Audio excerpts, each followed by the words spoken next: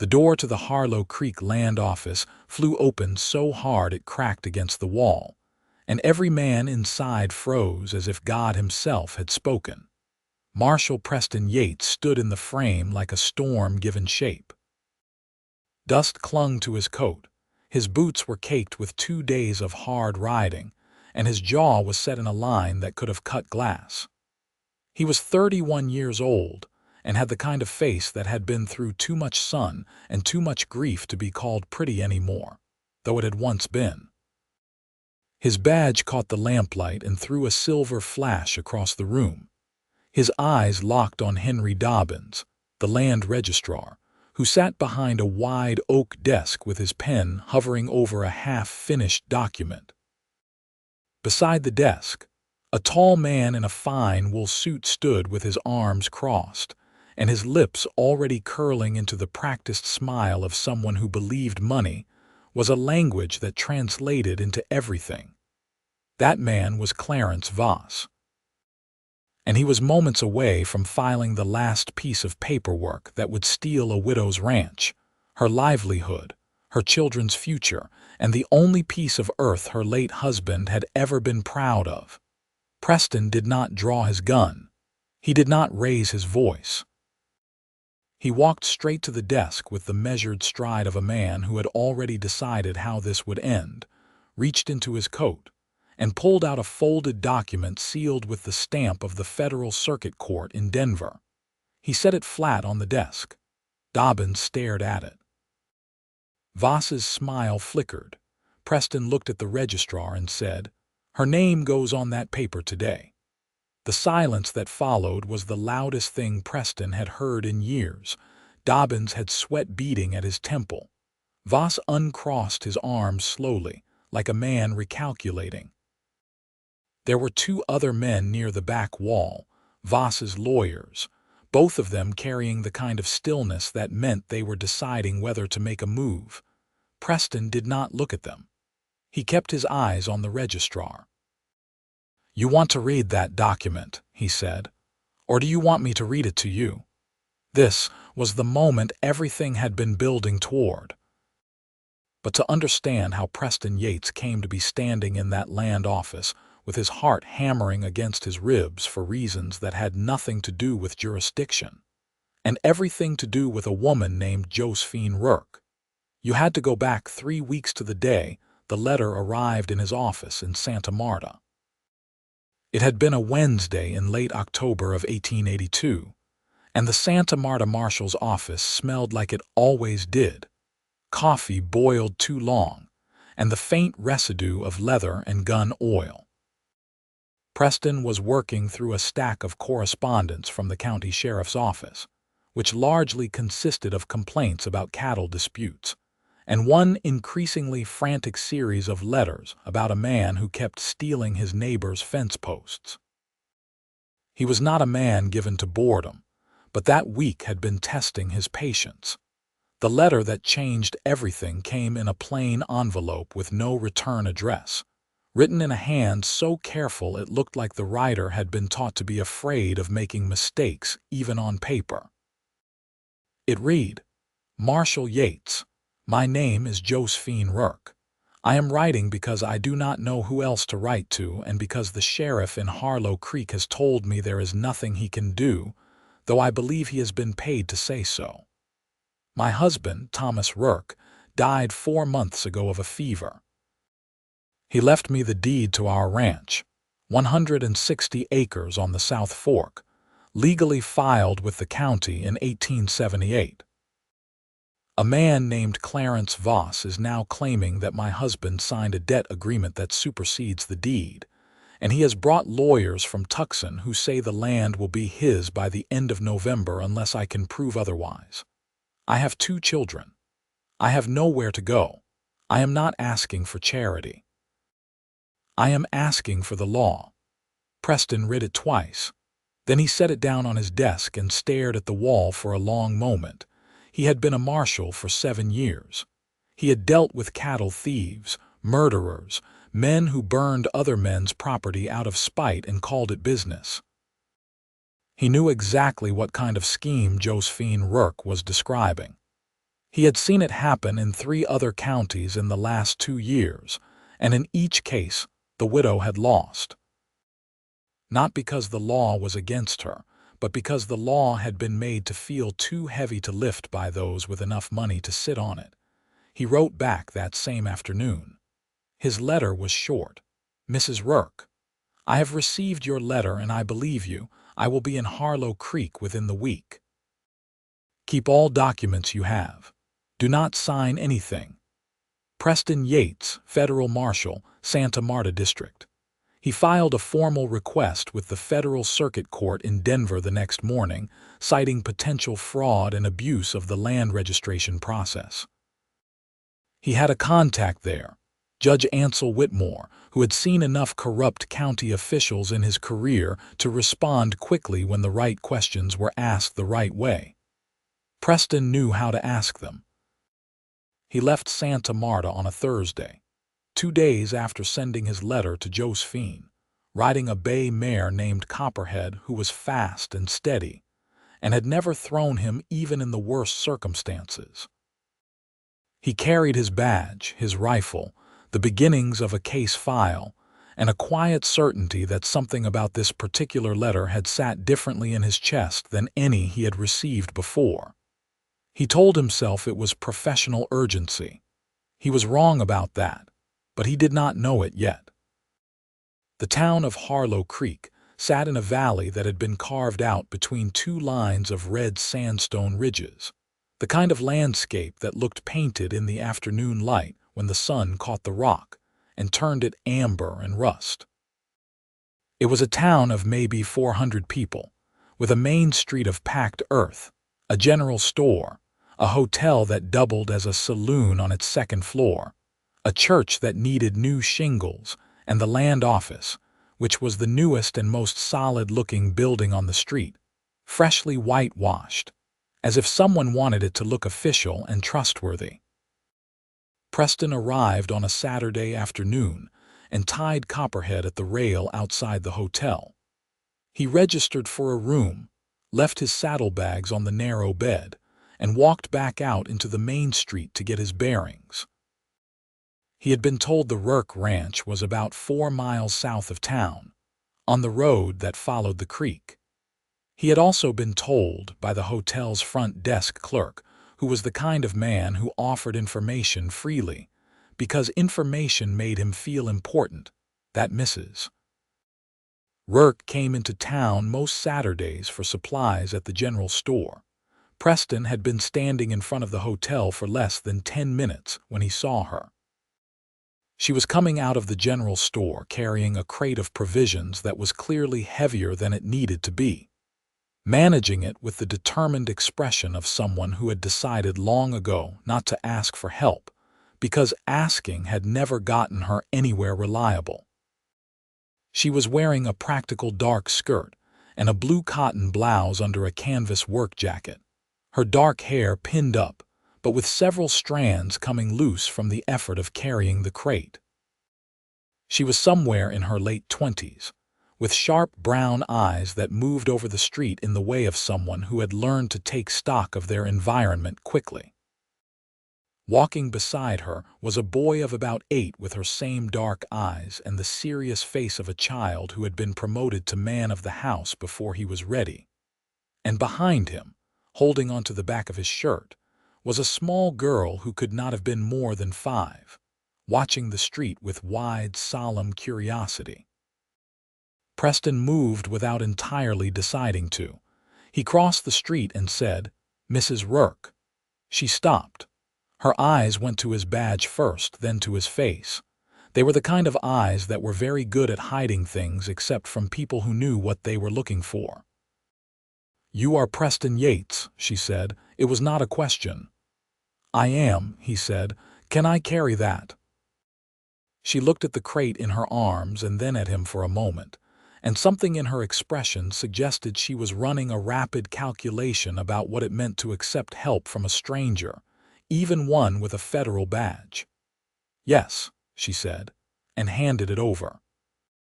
The boy looked at Preston with the particular assessment of a child who has appointed himself his mother's protector and is evaluating whether this newcomer is a threat. "I am Daniel," the boy said. "Preston Yates," Preston said.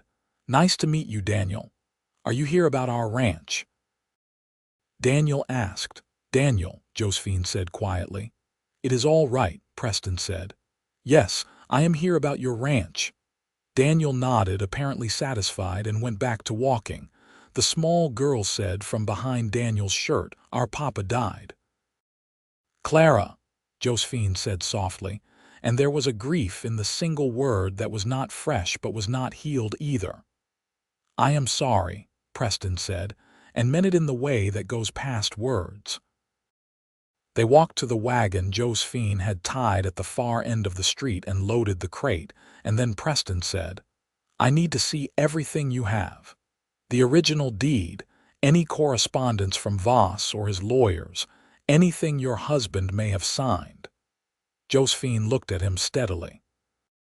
"You believe me?" "I said I did in my letter. People say things in letters," she said. "Then they arrive and they see a woman on her own with 2 children and a ranch that needs work, and they recalculate what believing her is worth." Preston met her gaze. "Then I want to be clear. I rode 2 days to get here. I filed with the Federal Circuit Court before I left Santa Marta.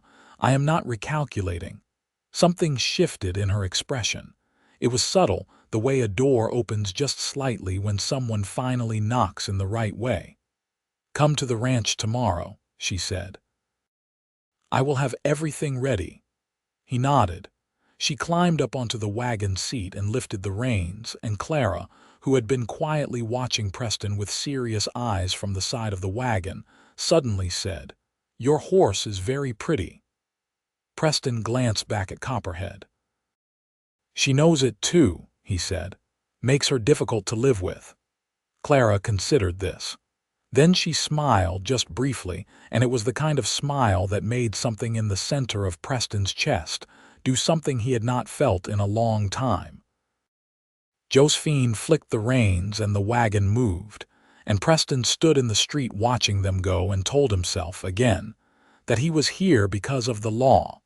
The Rourke Ranch was not what Preston had expected, though he could not have said precisely what he had expected. It was smaller than the numbers on the deed suggested it might be, because the acreage was divided between grassland and rocky terrain that was harder to work. But the buildings were solid and well maintained with the particular kind of care that said whoever built and kept them had done so with intention.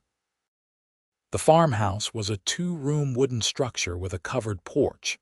The barn was clean and smelled of hay and the 2 horses Josephine kept. There was a kitchen garden behind the house that was past its season now, but had clearly been productive. And the fence lines were in better repair than most Preston had seen on ranches run by men with full crews. She met him at the gate on Sunday morning with a tin cup of coffee and the kind of expression that said she had been up since before dawn, and had made a list of every document she possessed, and was ready to be businesslike about all of it. He appreciated both the coffee and the expression. They sat at the kitchen table, and she laid out everything. The original land deed filed in 1878, signed by Thomas Rourke and witnessed by 2 men from Harlow Creek, whose names were on the county record. A letter from Clarence Voss's lawyers dated 6 weeks after Thomas's death, claiming the existence of a debt agreement signed in March of 1882, 7 months before Thomas died. A copy of the alleged debt agreement, which claimed Thomas had borrowed $1,500 from Voss against the land as collateral. And Thomas's personal ledger, which Josephine kept with the methodical care of someone who had always been the one actually managing the books, even when her name was nowhere on the official papers. Preston studied everything carefully. He was quiet for a long time, turning pages. Josephine sat across from him with her hands folded on the table, not fidgeting, just watching him work with the patience of someone who had spent months waiting for someone competent to look at this properly. "The debt agreement," Preston said finally. "Your husband's signature." "I know Thomas's handwriting," Josephine said. "I have 17 years of letters and ledger entries in his hand. That signature is not his. You are sure?" "I am certain." Preston set the document down carefully. "Has anyone else examined this?" "I took it to the lawyer in Harlow Creek." "A man named Fuller. He looked at it for 2 minutes and told me it appeared legitimate." "Fuller takes his Sunday dinners at the Voss family's table," Preston said. He had done research before coming. "He has been handling Voss's land filings for 3 years. Josephine's jaw tightened. "I suspected something like that. I am going to need a handwriting expert.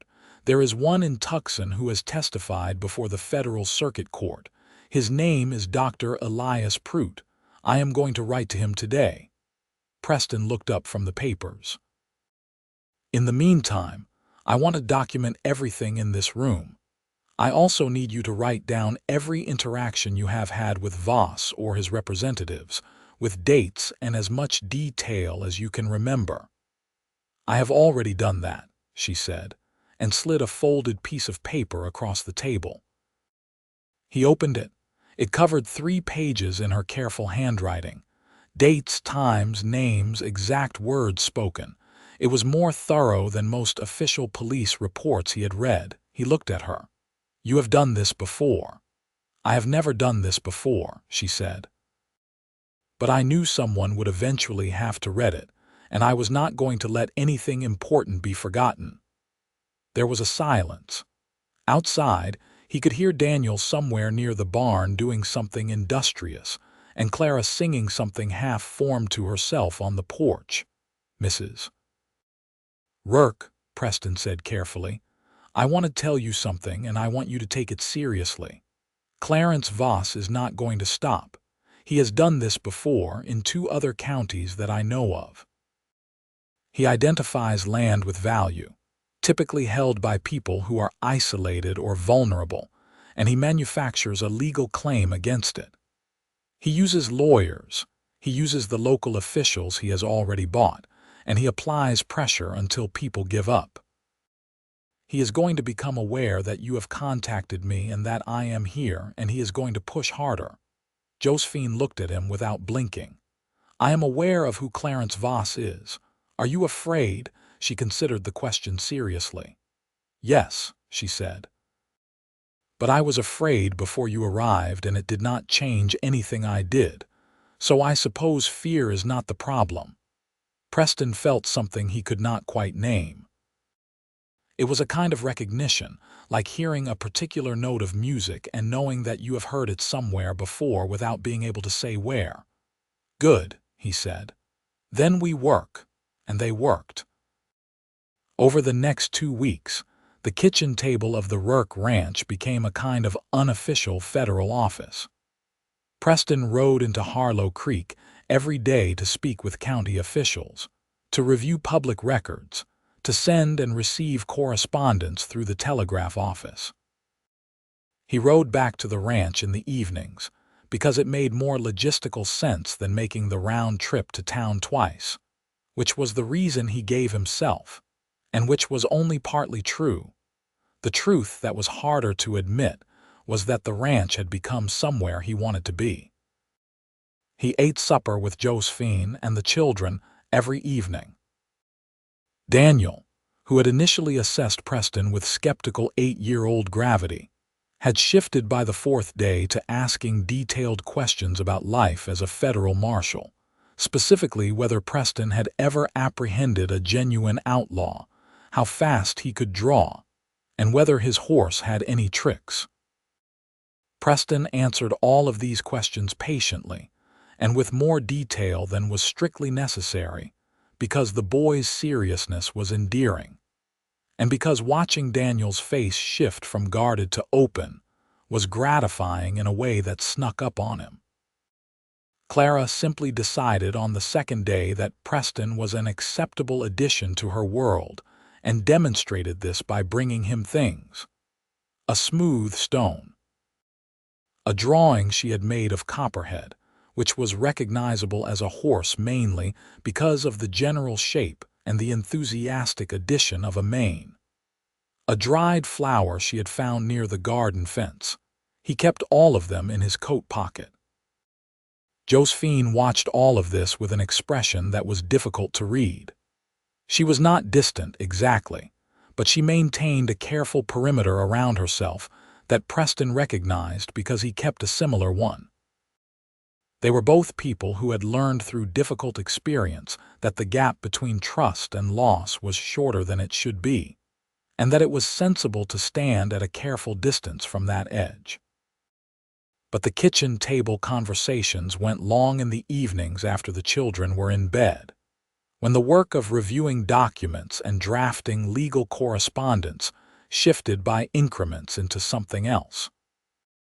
She told him about Thomas, about how they had come to Harlow Creek in 1876, when Daniel was barely 2 years old, about how they had built the ranch from nothing, about the fever that had taken Thomas in the hot summer of that year, and how she had sat with him for 6 days before the end, and had known on the 4th day that he was not coming back, but had not been able to stop hoping. He told her about his years as a marshal, the parts that were not the stories he told officially, the weariness of riding from one desperate situation to another, and sometimes being too late, the loneliness of work that by its nature put you outside the settled structures of ordinary life. He had been engaged once, 8 years ago, to a woman named Cecily in Santa Marta, who had eventually decided that waiting for a man who was always riding somewhere was not the life she wanted, and he had found he could not honestly argue with her reasoning. "You regret it?" Josephine asked one evening when the lamp was burning low and the children had been asleep for an hour. "The work, I mean, not her." Preston thought about it honestly. "No, but I am aware it has cost me things." She looked at the lamp flame. "Thomas used to say that choosing what you love always costs you something. He said the question is whether you are paying for something worth the price. He sounds like he was a good man." "He was," she said simply, "and there was grief in it and also pride, and the two were so thoroughly woven together that separating them would have been impossible." Preston looked at her for a moment and then away, because something was beginning to clarify in him that he was not yet ready to examine directly. The work continued to proceed. Dr. Elias Prout wrote back from Tucson within a week, having received the documents Preston had sent him by express mail. His preliminary assessment was categorical. The signature on the debt agreement was not consistent with the other samples of Thomas Rourke's handwriting provided. He would provide a full written expert testimony and was willing to appear before the Federal Circuit Court if required. Preston filed this with Judge Whitmore in Denver, along with his own compiled report on Clarence Voss's pattern of land fraud across 3 counties over 5 years. Whitmore wrote back with a letter and a signed court order. The order was clear. No transfer of land registered under the deed of Thomas Rourke, now held by Josephine Rourke, was to be processed until the Federal Circuit Court had reviewed the case in full. Additionally, Whitmore had issued a directive requiring the Harlow Creek Land Registry to comply with any instructions issued by the presiding federal marshal on the case, which meant that when Clarence Voss, having become aware that his timeline was being disrupted and that the widow had somehow found herself federal backing, attempted to rush through an emergency filing with the land office, using paperwork prepared by his Tucson lawyers and the cooperation of a registrar named Henry Dobbins, who had been on Voss's payroll for 2 years.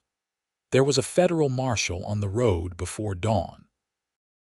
Preston had received word late on a Tuesday night from a young man named Robert Marsh, a clerk at the telegraph office who had a sister, married to a rancher that Voss had ruined 3 years ago, and who had quietly been feeding Preston information about Voss's movements for 10 days. The word was that Voss was going to be at the land office first thing Wednesday morning with documents prepared to transfer title. Preston read the message by lamplight in the kitchen of the Rourke Ranch, where he had been working late on his case file. Josephine was still at the table across from him.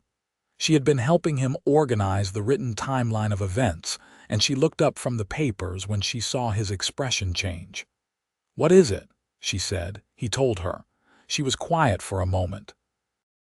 Then she said, "He is trying to do it before you can stop him." "Yes. Can you stop him?" "I have the court order," Preston said, "and something else."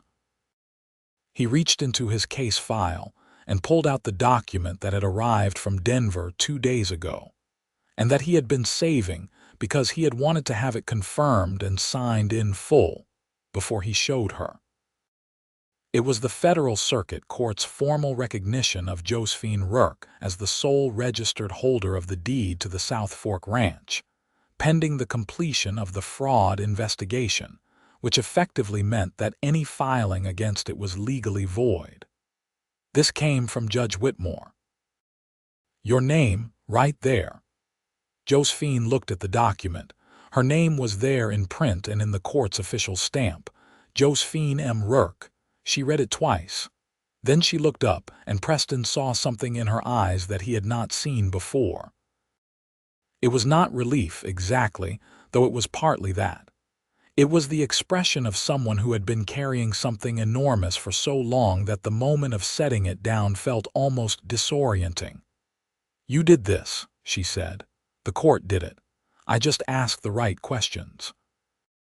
"Preston," she said, and it was the first time she had used his first name, though she had heard him use it with the children, and something about the way she said it, quietly and with weight, made him go very still. "I need to be at the land office before Voss gets there," he said after a moment. She nodded. "Go." He was on Copperhead before the sun came up. Which was how Preston Yates came to be standing in the doorway of the Harlow Creek land office, with trail dust on his coat, and the Federal Circuit Court order in his hand, and the absolute unshakable conviction that what happened in the next 10 minutes was going to determine whether the law in this county meant something or whether it was just another commodity for sale. Henry Dobbins stared at the court order.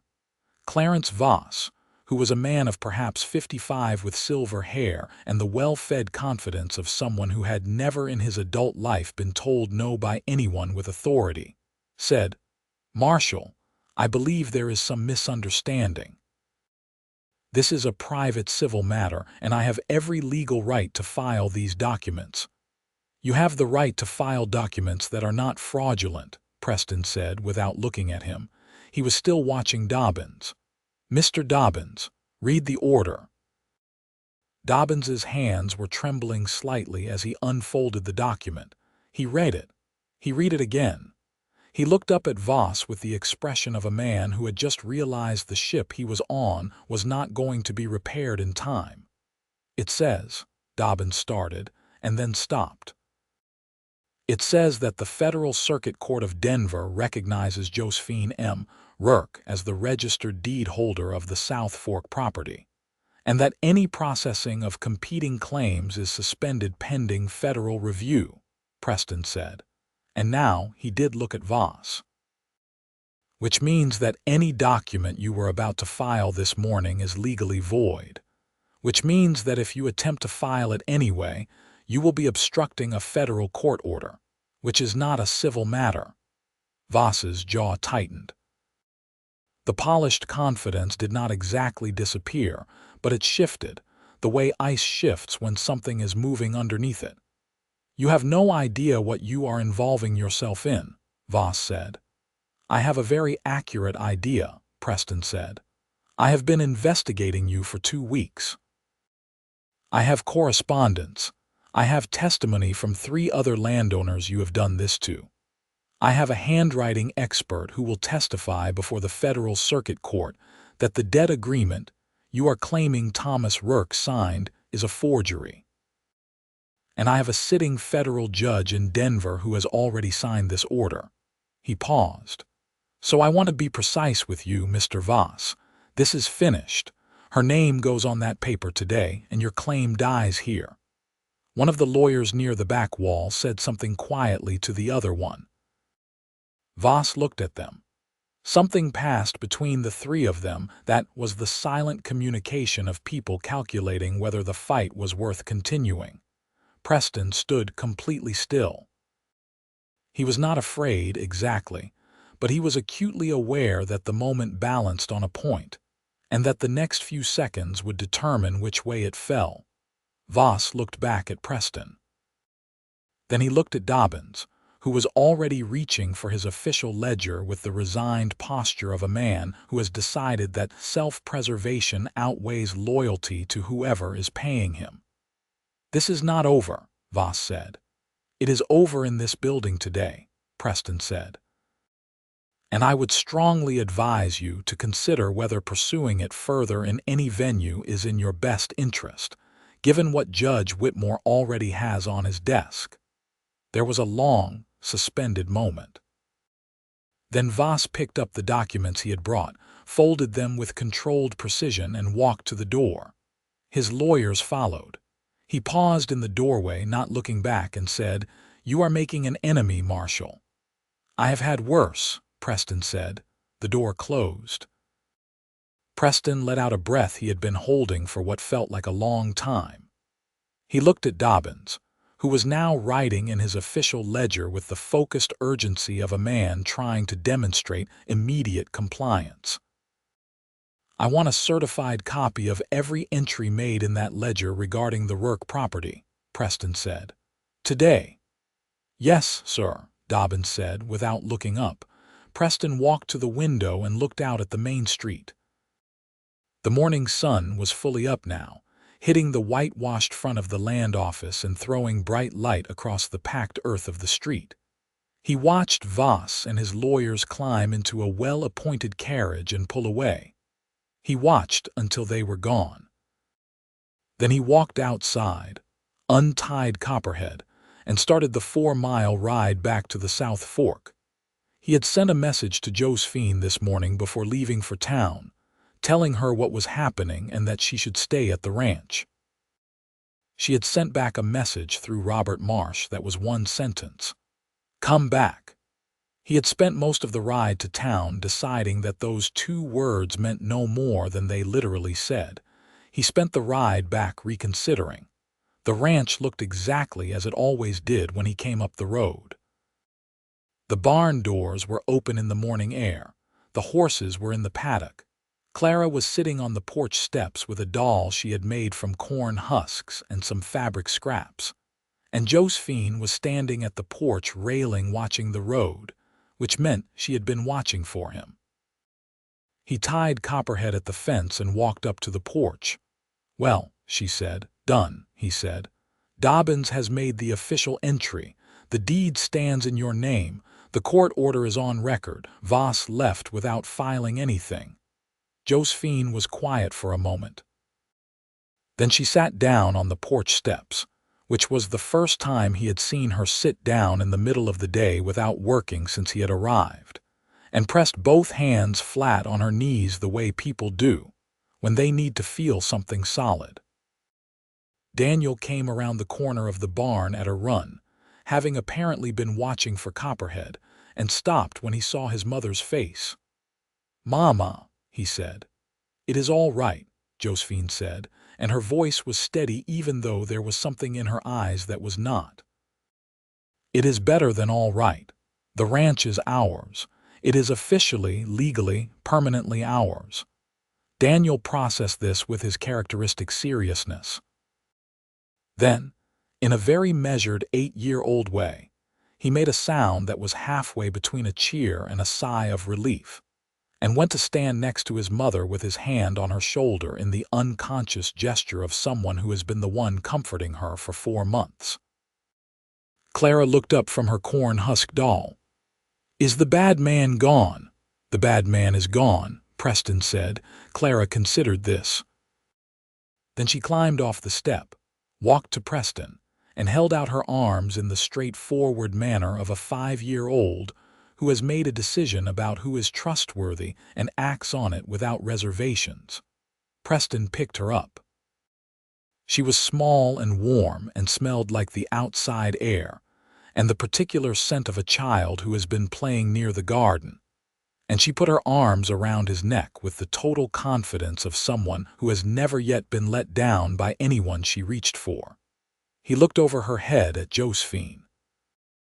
Josephine was looking at him with an expression that she was not trying to hide, which was unusual enough that he noticed it immediately. He did not say anything. She did not say anything.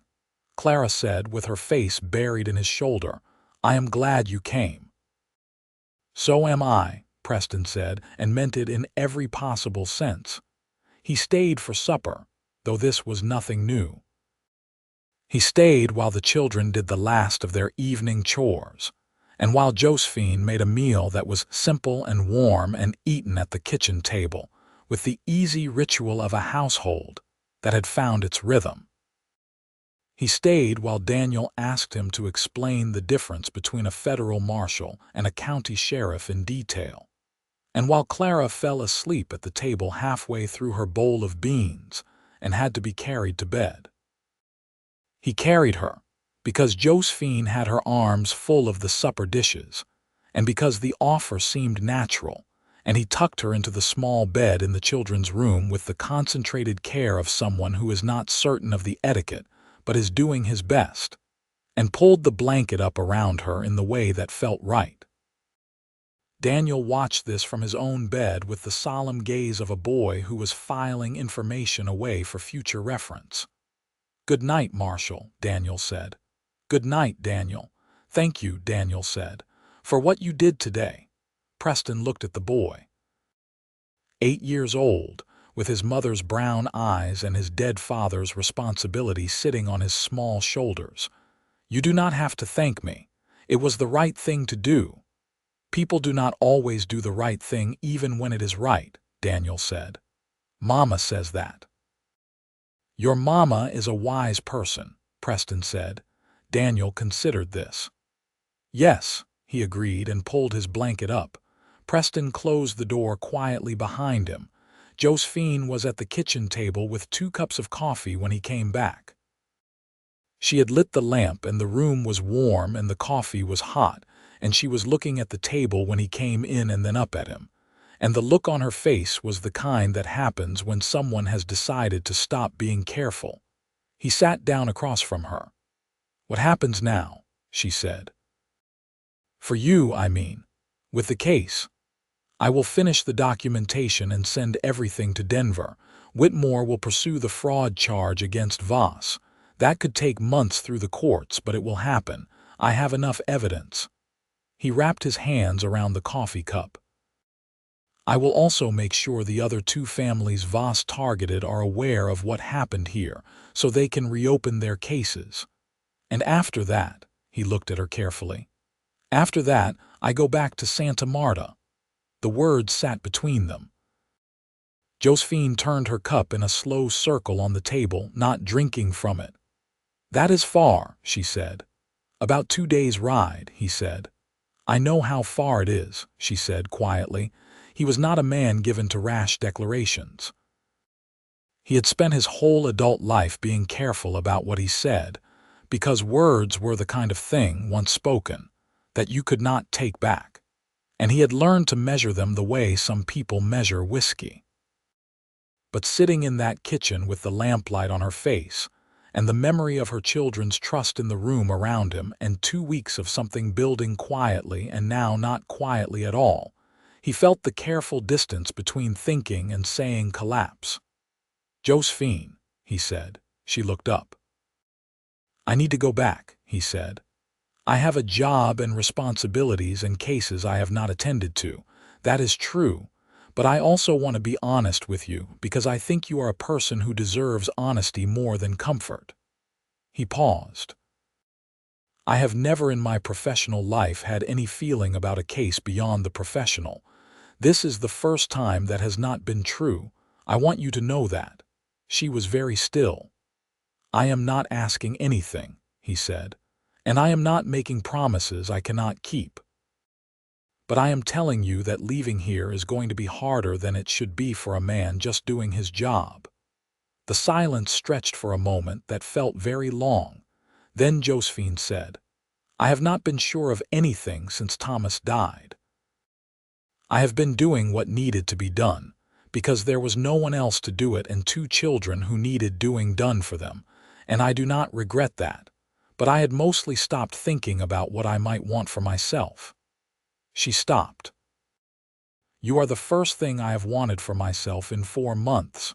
Preston held her gaze. "That is honest," he said. "You said you appreciated honesty." "I did." "Then there it is," she said. He reached across the table and put his hand over hers, and she turned hers over and held his, and they sat like that for a long moment in the lamplight in the kitchen of a ranch. She was not going to lose, and neither of them said anything else, because nothing else needed to be said right now. He left 2 days later, because there were things that genuinely needed attending to in Santa Marta, and because he was not the kind of man who let himself be swept past all practical reason without regard for consequence. He explained to Josephine that he needed to close out his Santa Marta cases and speak with his supervising authority about the Harlow Creek situation, and that he would write. She nodded, and something in her expression said that she had heard promises of writing before and knew better than to build a life on a letter, but that she was choosing to believe him anyway. He wrote. He wrote every week from Santa Marta, long letters that were partly official updates on the status of the Voss case in Denver, which was proceeding with the speed of federal judicial machinery, which was to say slowly but with increasing certainty, and partly something else entirely.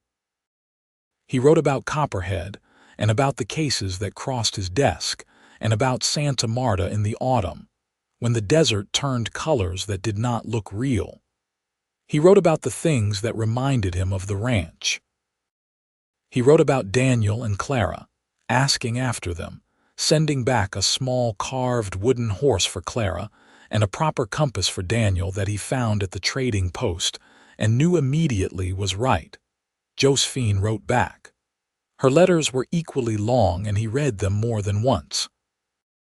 She told him about the ranch through the winter, about the repairs she was making with the help of a neighboring family named the Callaways, who had been loyal and decent throughout everything. She wrote about Daniel's progress at the schoolhouse in town and Clara's discovery that she had opinions about everything.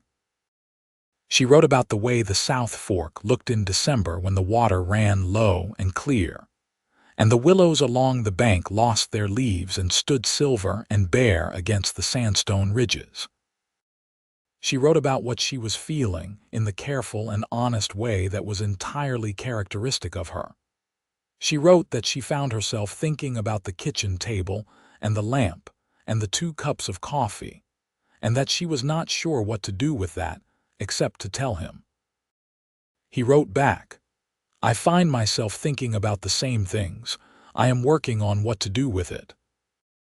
By February of 1883, he had filed his final report on the Voss case with the Federal Circuit Court, organized the handover of his Santa Marta caseload to a deputy marshal who was more than capable of handling it, spoken with his supervising authority, who had taken the news of his intended relocation with the philosophical equanimity of a man who had long since stopped being surprised by anything, and begun packing.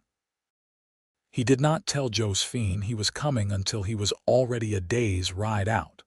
The letter arrived in Harlow Creek on a Thursday morning, and Josephine read it at the kitchen table with her coffee, and the letter said, "I am approximately 1 day's ride from Harlow Creek. I have done a great deal of thinking and a significant amount of practical arranging, and I have something to ask you when I arrive. If the answer is no, I will respect that entirely and we need not speak of it again. But I would like to ask. I will be there by Friday afternoon. Preston." She read it 3 times. Then she set it down on the table and sat very still for a full minute. Then she got up and went to the barn and started on the morning chores, because there was work to be done, and she had never been the kind of person who could simply sit with a thing without doing something with her hands. But she was smiling while she did it in the involuntary way of someone whose face has simply given up on being controlled. Daniel came to the barn an hour later and found her smiling at nothing while brushing one of the horses and said, "Mama, Marshal Yates is coming Friday," she said. Daniel considered this for a moment. "Is he coming to stay?" he asked. "I do not know yet," she said. Daniel considered this further with his characteristic 8-year-old seriousness. Then he said, "I think he should," and went back to his chores. Clara, informed of the development later, said, "Does he still have his pretty horse?" And when told that yes, Copperhead was still very much part of the picture, pronounced herself satisfied and went back to her drawings. Preston arrived on Friday afternoon as promised, when the sun was low and the sandstone ridges were running amber and gold in the late light. He tied Copperhead at the fence as he had every day for 2 weeks in October, and he walked up to the porch as if the 4 months between October and February had been 4 days, except that they had not been, and they both knew it. Josephine was on the porch. She looked at him for a long moment, taking stock, and he looked back at her in the same way. "You came," she said. "I said I would." "People say things in letters," she said, echoing her own words from October with a small pull at the corner of her mouth.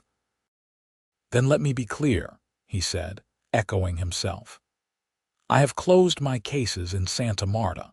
I have spoken with my supervising authority about the possibility of a reassignment to the Harlow Creek district, which has been approved pending certain formalities, and I rode 2 days to get here." He paused. "I have something to ask you." She came down the porch steps. She stood in front of him in the late afternoon light with her dark hair and her sharp brown eyes and the particular expression of someone who is not hiding anything.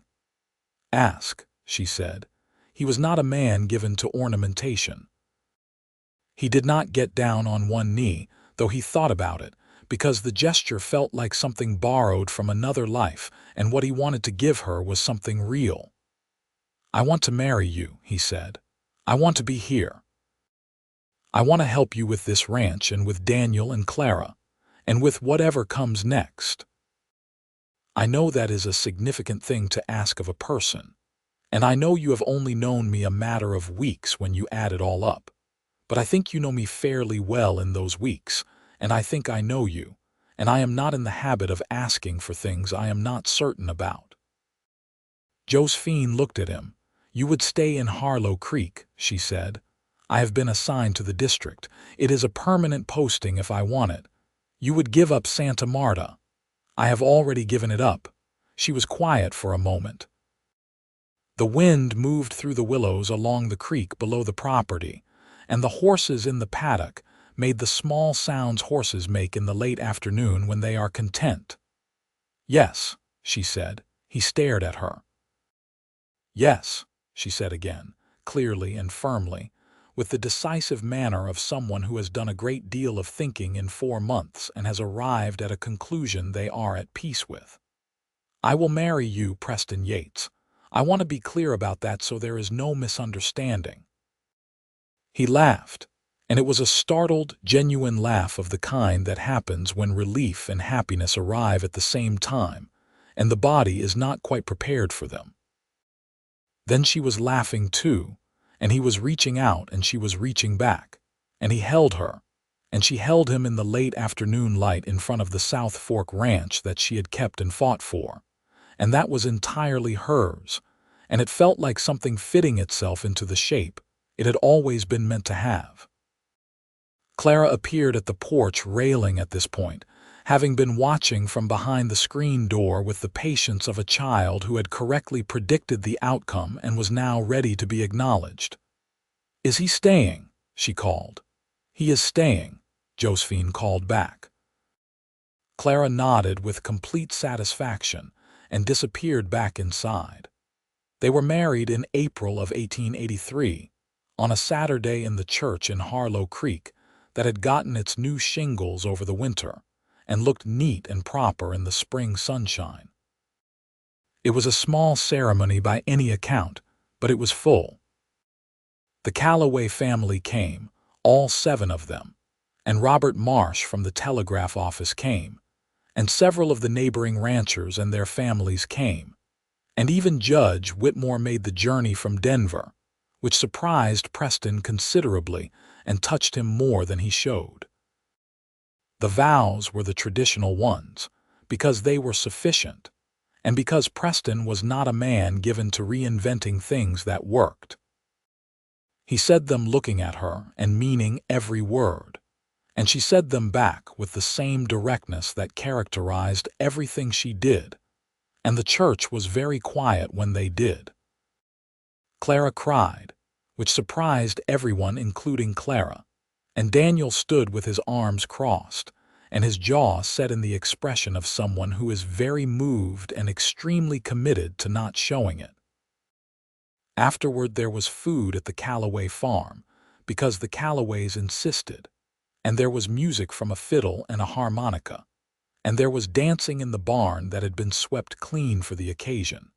And Preston danced with Josephine in the lamplight of that barn with his hand at her waist and hers on his shoulder, and the music around them, and the smell of hay and spring air and the sound of their children, his children now, playing somewhere in the laughter beyond the dance floor.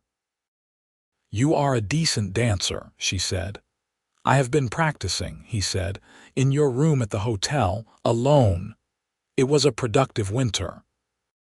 She laughed, and he pulled her a little closer, and they danced through the rest of that song, and the next one too.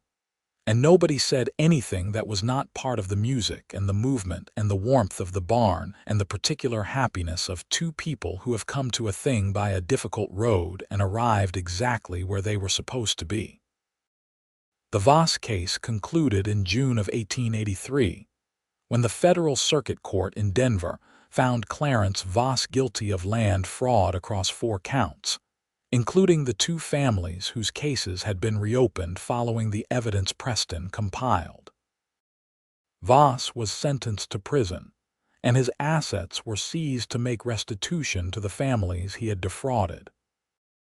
Henry Dobbins, the land registrar, entered into a cooperation agreement with the court and was removed from his position but avoided prison, which Preston thought was too lenient, but accepted as the way these things sometimes went. The news came by telegraph on a Tuesday morning in late June, and Preston brought the message to Josephine where she was working in the kitchen garden that had been planted in earnest with the spring and was already showing results.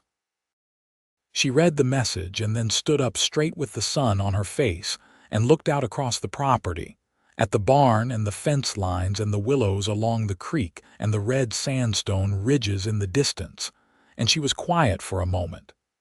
"It is over," she said. "It is over," he confirmed. She turned to look at him. There was something in her expression that was very settled, like water that has finally stopped moving. "I want to do something for the families he took from," she said. "The other ones, I want to write to them." "That is a good idea," he said. "They should know that what happened to us happened to them and that it mattered and that someone was paying attention," she said. "Even if no one told them that at the time." He looked at her. "Would you like to write to them together?" she considered. "Yes. I think that would be better." They wrote those letters together that evening at the kitchen table, by lamplight, with the particular partnership of 2 people who have learned to work together without friction, each one knowing when to speak and when to let the other find the words. The autumn of 1883 passed into winter with the gradual ease of a year that had finally stopped fighting. Preston settled into his role as Marshal for the Harlow Creek district with the competence of someone who was genuinely good at the work, and who found it more meaningful in a community he was part of than it had ever been in a circuit he was passing through.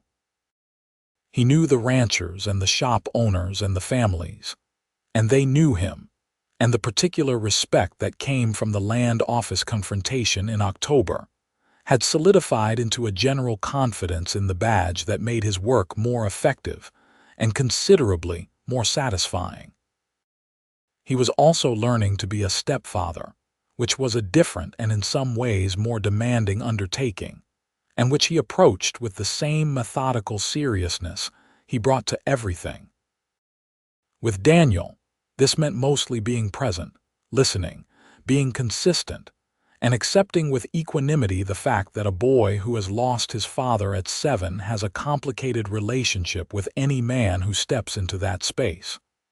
Preston did not try to replace Thomas. He talked about Thomas with Daniel when Daniel wanted to, and when he did not push. He taught Daniel to shoot, when Josephine said Daniel was old enough, with the careful, patient instruction of someone who knows that how you teach a person something important tells them as much about you as the thing itself. He took Daniel with him on easier patrol rides along the district, when there was nothing dangerous on the route, and Daniel rode behind him on Copperhead with the focused silence of a boy who is paying attention to everything and filing it away. One evening in December, Daniel said without preamble as they were coming back from a morning ride, "I think my father would have liked you." Preston looked at him.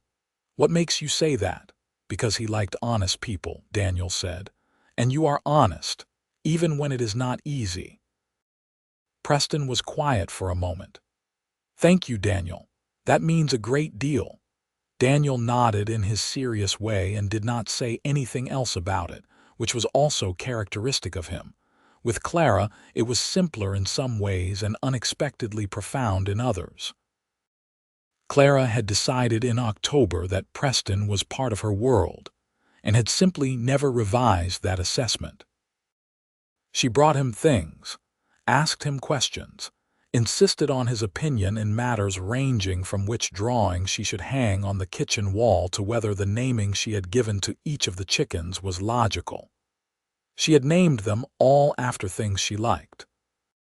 One was called Blue because of her dress, one was called Mama, one was called Creek. "What is that one called?" Preston asked, pointing to a large gray hen who was eyeing him with particular skepticism.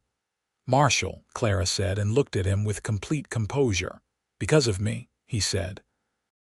"Because she is bossy," Clara said. Preston decided this was deeply fair and did not argue. The spring of 1884 came with the warm expansion of a season that has been waited for and welcomed. The kitchen garden was planted again, larger this time, with Josephine's plans for it clear and purposeful. The ranch had recovered from the uncertainty of the previous year and was producing well. Preston had filed the property tax records correctly and completely, which he had done himself as soon as he moved in, because he had immediately noticed that the previous filing had a gap that Voss's lawyers might have used if the case had gone differently. And Josephine had looked at the corrected forms and said, "You caught that in the first week." "Second day," he said, "and you said nothing." "I fixed it," he said. That seemed more useful. She had looked at him in that way she had, the one that was somewhere between exasperation and deep affection, and said, "Yes, that is you exactly." In May of 1884, Josephine told him in the morning in the kitchen before the children were up that she thought she was expecting a child. He had been pouring his coffee when she said it, and he set the pot down very carefully on the stove and turned to look at her. And she was watching him with the expression of someone who has said the important thing and is now waiting to see what happens. He crossed the kitchen in 2 steps and put his hands on either side of her face and kissed her, and she kissed him back. And when he pulled back, he was looking at her with an expression he had stopped trying to moderate a long time ago. "Are you happy?" she asked. It was a genuine question from a woman who had never taken anything for granted. "I am so happy I do not entirely know what to do with it," he said. She put her hands over his and held them there for a moment. "Good, because I am too, and I wanted us to be in agreement." The child was a boy, born in January of 1885, healthy and loud and possessing from his first hours the kind of determined presence that suggested he had arrived with opinions already formed. They named him Thomas William Yates, Thomas for the man who had built this ranch and loved this family before Preston ever arrived, and William for Preston's father, and the combination felt exactly right in a way that was hard to explain but immediately obvious. Daniel held his baby brother with the intense concentration of a boy who has never held anything so small and fragile, and is determined not to make a mistake, and his face was the most open and unguarded Preston had ever seen it. Clara, who had expected to feel various things about a baby and had apparently settled on complete and immediate devotion, spent the first week of Thomas's life stationed as close to him as anyone would permit and providing a running commentary on his activities, which at that age were limited to sleeping and eating, but which she narrated with equal enthusiasm regardless. The Calloway family brought food.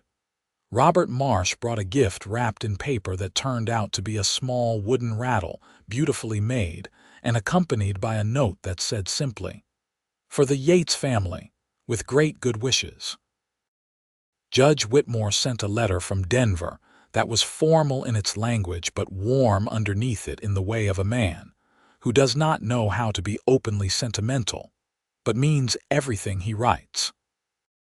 Josephine recovered from the birth with the particular determination she brought to everything, and by the end of January she was back to the work of the ranch, though Preston had arranged with the Calloways for help through the winter months, something Josephine had accepted with less argument than he had expected, which told him she was more tired than she showed. He sat with Thomas on the porch in the evenings in February, in the cold, clear air, wrapped in a heavy coat with the baby against his chest, while Josephine rested, and the older children did their evening tasks. The desert evening light was extraordinary in winter, the sky going from gold to orange to a deep and absolute blue, and the South Fork below the property caught the last light in the west and held it for a moment before letting it go. He thought about the letter. He thought about reading it at his desk in Santa Marta on a Wednesday in October, and the particular way it had sat differently in his chest. He thought about 2 days riding on Copperhead and a door opening hard, and the words "her name goes on that paper today." He thought about all of it being the beginning of this. Thomas made a small sound against his chest, not unhappy, just present.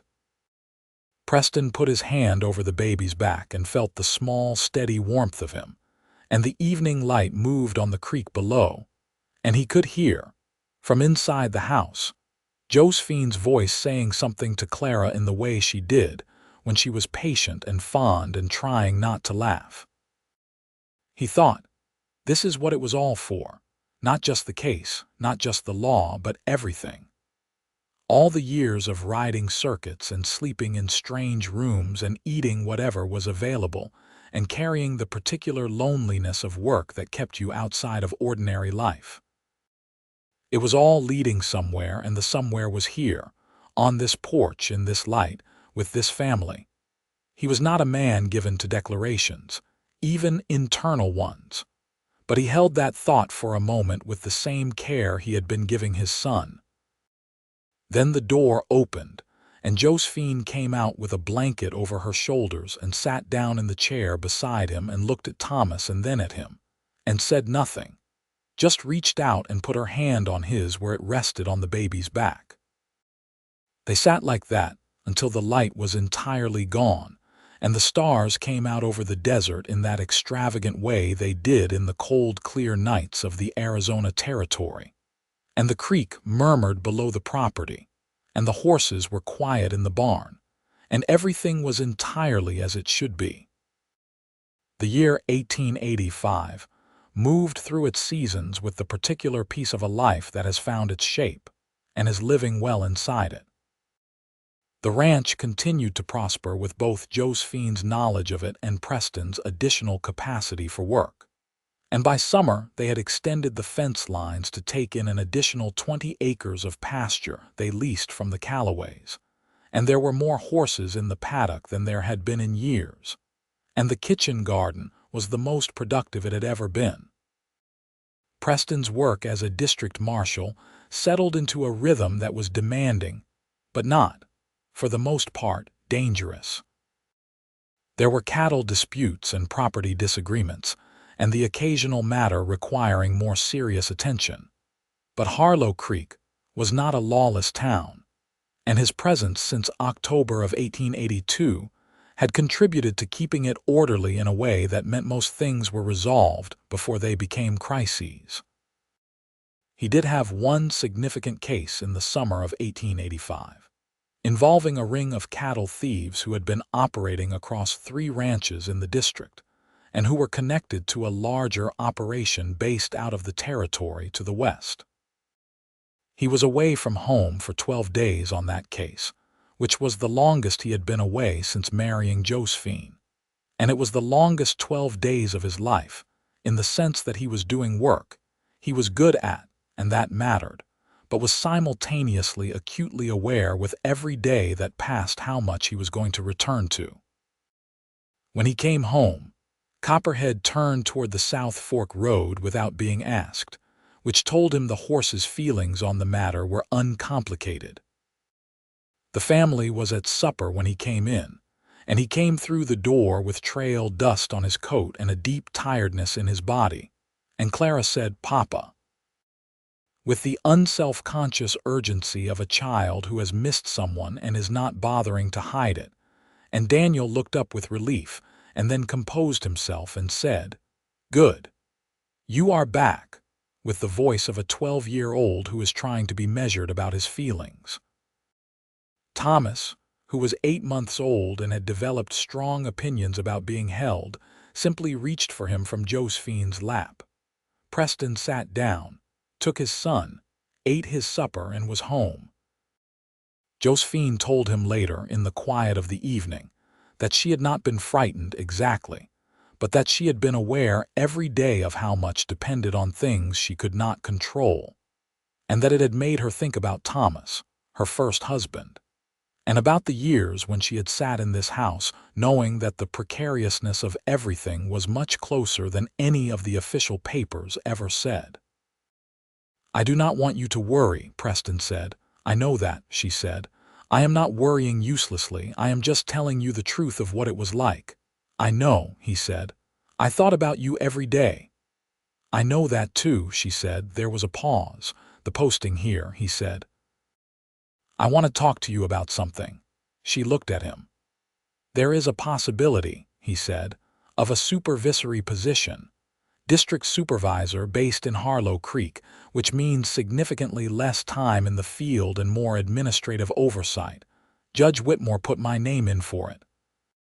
It is a good position and the pay is better." Josephine was quiet for a moment. And I want to know if you think I should take it." She looked at him steadily. "You are asking me. You are my wife," he said. "This affects our life. Of course I am asking you." She thought about it. He watched her think, which was something he found he had never gotten tired of. She was genuinely engaged with the question and not performing consideration. "You want it," she said at last. "I think I would do it well," he said. "I am less certain that I want the administrative side as much as the work in the field, but I want to be home more, and I think that weighs more." "Then take it," she said. "Your wanting to be home is not a small thing, and it should not be treated like one." He took the position. The transition happened over the autumn of 1885, and by the start of 1886, he was working primarily from the Marshal's office in Harlow Creek, overseeing a team of 4 deputy marshals and handling the coordination and administration of the district's law enforcement activities. It was different work, and he was good at it, and being home for supper every evening turned out to be more significant than he had anticipated. He had not realized, until it was the regular reality of his life, how much of parenting happened in the small, incremental moments of daily presence that were impossible to sustain from the road. Daniel turned 13 in 1886 and was very serious and very capable, and had Josephine's eyes, and his biological father's particular set to his jaw, and something entirely his own in the way he thought about things. He was doing well at school and had become interested in surveying, in the precise measurement of land and the mathematical representation of territory, which Preston thought was entirely logical given the first 7 years of his life, and said nothing about, because it seemed private and right for Daniel to reach it himself. Preston gave him a good surveying textbook for his birthday, ordered from a bookseller in Denver, and Daniel held it with the particular care reserved for something that has arrived exactly when it was needed. Clara was 9 and was reading everything she could get her hands on, and had decided that she intended to be a teacher, which she announced with the absolute certainty of a 9-year-old who has made a decision and does not expect it to be questioned. No one questioned it. Josephine ordered primers and readers from the same bookseller. Preston built an extra shelf in Clara's room for books. Thomas walked everywhere and into everything, and fell down and got back up with cheerful persistence, and said words with the confident incorrectness of a toddler who has not yet discovered that language has rules. He called Clara Cara, which she accepted as her due. He called Daniel Dan, which Daniel pretended to find undignified and did not actually. He called Preston Pa, which happened one morning in February of 1886, when Preston was drinking his coffee, and Thomas walked into the kitchen and said it as simply as if he had always said it. And Preston set his coffee down with great care and picked Thomas up, and held him for a moment in the kitchen doorway with his eyes closed.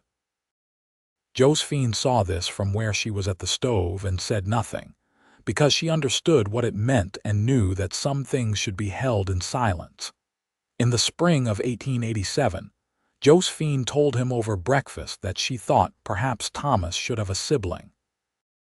She said it with the composed directness that was entirely characteristic of her, looking at him over her coffee cup with an expression that was serious and also slightly amused by herself for saying it. "You think," he said. "I have been thinking about it for several months," she said. "I wanted to be certain before I said anything, and you are certain." "I am certain I want one. I wanted to know if you do." He looked at her. He looked at the kitchen around him, at the life that occupied it, at the window where the South Fork morning light was coming in and hitting the floor in the particular way it did in spring. And he thought about the letter on a Wednesday in October 1882, and how far you could travel from where you started without ever leaving the place you were meant to be. "Yes," he said, "I want one." Their second child together, a girl this time, was born in December of 1887. They named her Alina Rose Yates, after Josephine's mother who had died when Josephine was young, and she arrived in the world with Josephine's eyes, and a remarkable quantity of dark hair, and the general demeanor of someone who had arrived exactly on schedule, and was pleased about the efficiency. Clara, who was 11, conducted herself during the birth, and immediately afterward with a composed capability that made Preston think that her stated ambition to become a teacher was going to be accomplished with great effectiveness, because she managed Daniel, who was 15, and trying to conceal anxiety with elaborate casualness, and Thomas, who was 2 and thrilled by everything, with equal patience and authority. Daniel held Alina the way he had held Thomas 3 years before, with fierce, careful concentration, and then looked at Josephine and said, "She has your eyes, Mama." Josephine smiled. "Good," she said. "They are perfectly fine eyes." By the end of the decade, The South Fork Ranch had become something that could not accurately be called the same place it had been in 1882, though it was the same land and the same buildings, now extended and better maintained. There was a second barn for the expanded herd. There was a proper schoolroom addition off the main house that Josephine used to tutor several of the neighboring children twice a week, which had begun as a favor to the Callaways and expanded by natural gravity into something more organized. There were 4 horses in the paddock, and the vegetable garden was supplemented by a small orchard of apple and pear trees that would not bear properly for another few years, but had been planted with confidence in the future. Preston and Josephine sat on the porch in the evenings when the children were settled, and the day's work was finished, as they had been doing since the first evenings in October 1882, and talked in the way of 2 people who are genuinely interested in what the other one thinks, and have never stopped being so. He told her once, on an evening in 1889 when the apple trees were beginning to show size, that he sometimes thought about the man he had been when he read her letter in Santa Marta. The man who had told himself it was professional urgency. "Were you wrong?" she asked. "Partly," he said. It was professionally urgent, but that was not the whole of it, even then. What was the whole of it? He looked at her in the evening light, which had been touching her face in various versions of this light for 7 years now and had never lost anything in the familiarity. "You," he said. "The whole of it was you even before I knew it." She looked at him steadily. "I wrote that letter to a dozen officials," she said. "State authorities, county officials, judges. You were the only one who wrote back. I know."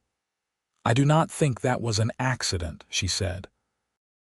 "I think some things find each other because they are supposed to."